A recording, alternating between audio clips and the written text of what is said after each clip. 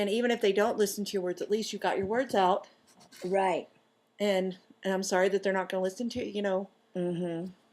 So maybe that might be something, improvement of helping them. I mean, because you're right, in life, not everybody is going to listen to your words. Mm-hmm. But how do we cope with that? Do we yell, scream, hit, punch, or, I think maybe coping skills in doing that would Mm-hmm. be good. Like going up, sharing how you feel with that person. Yeah. You know? It hurts my feelings when you don't listen to my Right. words or something like that. Okay, coping with people not listening to your words.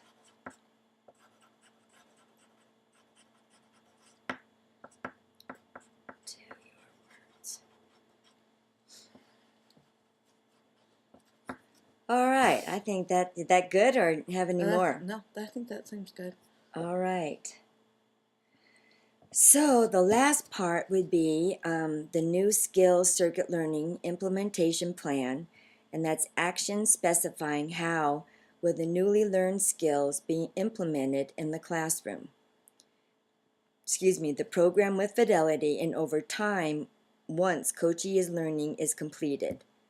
So like when it's, like during the circuit, and then when the circuit is all finished, how are we going to implement this?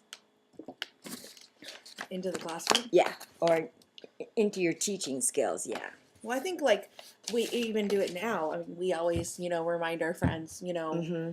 listen to our words. Right. What was my words, or and I've said, before, those weren't my words. Uh-huh. What was my words? What did I ask you to do? Mm-hmm. Yeah.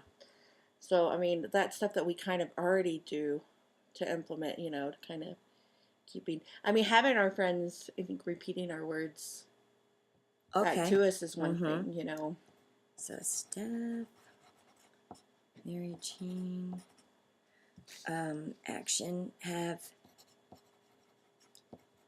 the children repeat our words.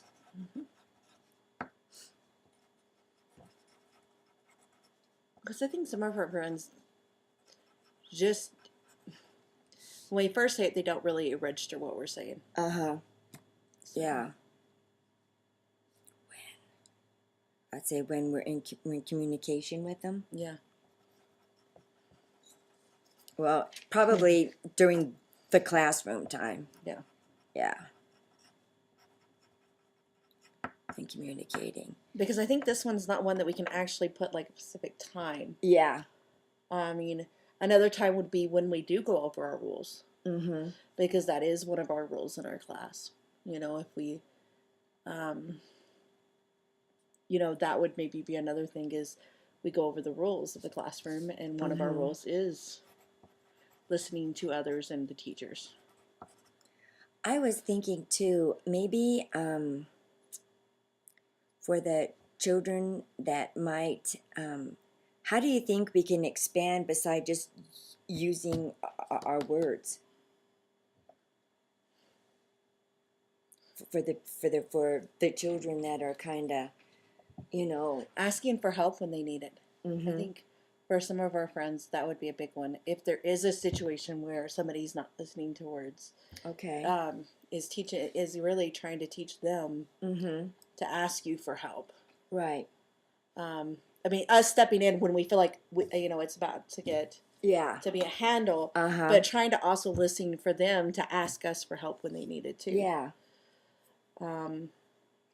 Because I think that's a big deal. I mean, even as a grown-up, sometimes you have to ask for help when a situation you can't handle it. True. Exactly. So, okay. This one's kind of hard to pick that exact, like, for this.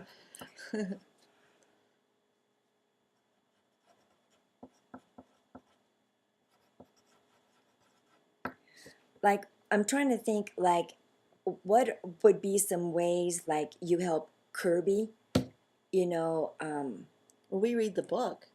Stop, look, listen. Okay. That might be one of it right there. Yeah. Yeah. I kind of, yeah, that one, the book zoned out on me. Uh-huh. Okay. Read the book.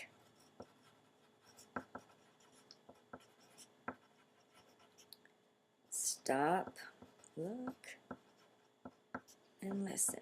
And that's the game I've been playing with them lately. Is the Okay. during when you're circle time, when Right. you're putting out preparing for Right. circle time, I play games with them. And the new game that I kind of done with them is the stop, look, and listen. Okay. I say their name, and they stop and they look at me, and then I say either jump them down, touch their head, and that lets me know. And then I say they did it, and I give them a high five, just like the book says. We give them Okay. a Yeah. high five, Yeah. and a smile when they stopped, looked, and listened, That's or listened to our words. That's So, good. We read the book, stop, look, and listen. Play the game. yeah.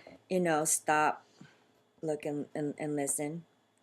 And that's something too that maybe we could do too, is find out some other games that might be good. Yeah. Simon Says. Yeah. Something like that. I don't know, that they're a little bit too. I don't know about, but the stop, look, and listen, because you say their name, and their name is. Yeah, well, and that's what we've been trying to point. Yeah. Is when we say your name, we need you to look and listen to us. Another thing is, and I don't know if this would be on the point, is, sometimes the reason we have you listen to our words is to keep you safe. Mm-hmm. So when we do say your name, like, Avery, stop, it could be because I'm telling you to stop because you're about to, walk on something that could hurt you. Or, in our case for this week, there's a deer up there. And I say stop because I don't want you to get close. Or just for your safety. Yeah. Is why we ask, we need you to listen to ours. So I don't know if that's something we can put in there in any of our plans, is that we are doing this not just for, it's to keep your body safe. And sometimes it's very important why we tell you to stop. When I was a kid, I always said, "Mom, why, why do you want me to do this? Why do I want me to do that?" Yes. I drove her crazy. But that would be a very good point, to explain the why. Yeah. Because I think a lot of times when people, and maybe we could explain, but maybe how do you think we can make that like into a visual for them? Because like some of the kids get it, and some of the kids. You mean like maybe something that if it's, are you meaning like a visual as is it's very important, like that it's an emergency, I need you to stop? I think what I'm talking about is how can we make this like, behavior expectation to listen to our words. How can we make that like into a visual, like that book is one. Right. That book is, a visual. A really good visual. But I think I just, like something that would be like step 1, step 2, step 3, kind of would help them to see like, because I think I don't know, that book does a good job. It does.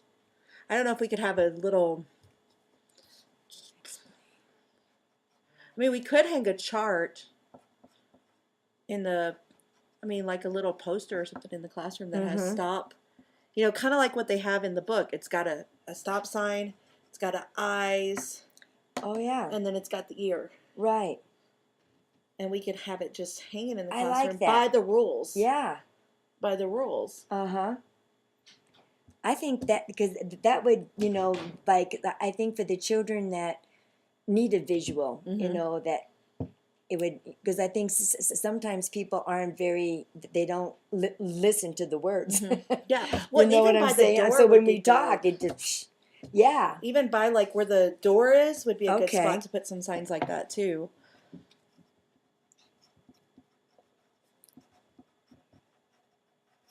Put up a visual of a stop sign, eyes, and ears, right? Okay.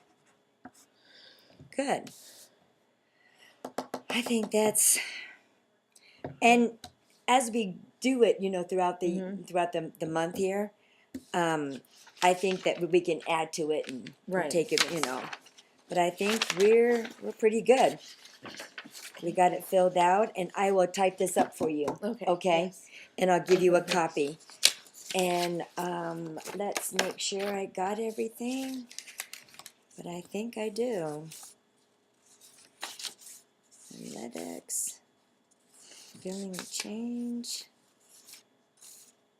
We filled in filling in the plan. I think we're good. Yay! So I'll send it to Robin and fill it out, and hopefully, thank you, Robin. Good.